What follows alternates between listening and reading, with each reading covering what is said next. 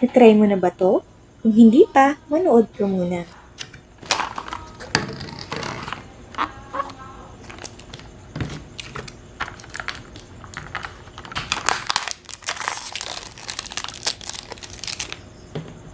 Napadaan nga kami sa Dali at nakita namin itong kanilang chilled taho. Matagal-tagal na nga akong hindi nakakain ng taho, kaya naman nabudol ako kaagad. Bihira na lang kasi na may duman dito sa amin na nagtitinda ng ganito. Nabili namin siya for 35 pesos. Meron din silang ibang flavors gaya ng mango, buko pandan at strawberry. Kaso hindi available kaya itong classic na lang muna.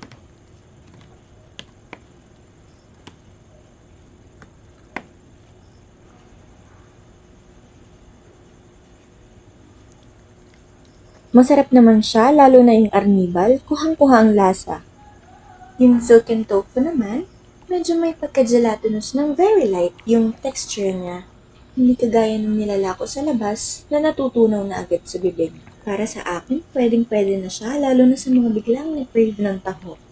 Ang ganda pa ng packaging niya, pwedeng dalhin kahit saan o baunin sa school.